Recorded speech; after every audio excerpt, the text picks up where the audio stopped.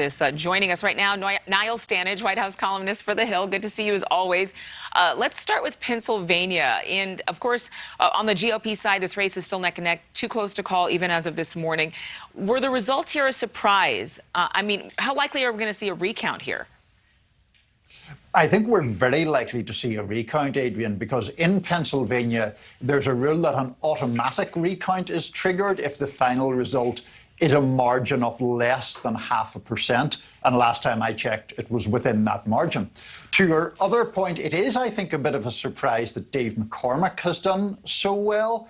He was perceived, I think, to be getting squeezed by Dr. Oz on one side and Kathy Barnett on the other in the final days of this campaign. But clearly he's in with at least a 50-50 shot to win this thing, whereas Kathy Barnett has faded in the final few days. Absolutely, but she did have quite a boost coming up to the election day.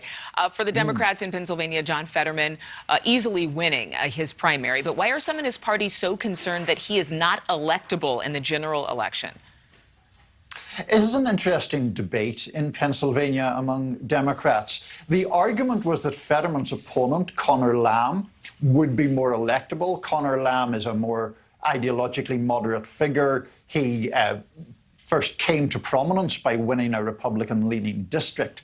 Now, John Fetterman is more liberal. He endorsed Bernie Sanders in 2016, but he's not a down-the-line left-winger either. He did, for example, express concern about the Biden administration's plans on Title 42, a topic we've spoken about a lot before, Adrienne. So breaking with the sort of progressive orthodoxy on a topic like that.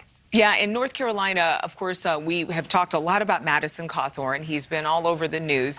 Clearly, we know he's had some messy PR moments. We'll just leave it there. But his defeat, for some, has been kind of happening since he was sworn in. Politico publishing an article saying that his tone changed from empathy to antagonistic. Was it that voters didn't want to risk a second term, or was it that perhaps he wasn't ready for this kind of opportunity?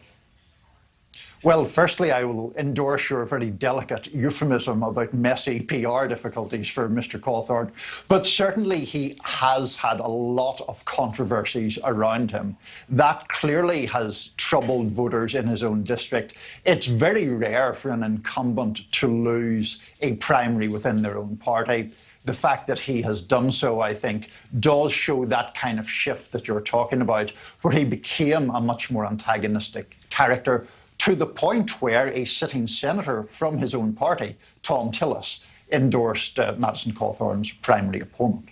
And I know that former President Trump, of course, said that he would give him a second chance.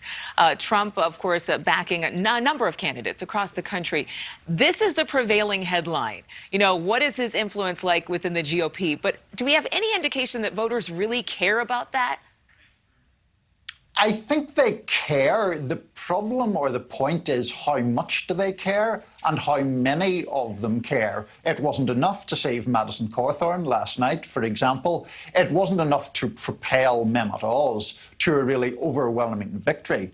But we have seen Trump candidates previously do well, J.D. Vance in Ohio being the prime example. And also, you know, there are candidates who the former president doesn't endorse, but who adopt not just a rather Trumpian position or issue platform, but a kind of Trumpian demeanour. So in that sense, I think he does have an influence. The question is about the extent of that influence. Niall Stanage, always good to see you. Thanks for joining us early on this Wednesday morning. Take care, Adrienne. Always good. You too. Thank you so much. Thank you so much for watching. Make sure to click on the red subscribe button below so you can get more of NewsNation's fact-driven, unbiased coverage.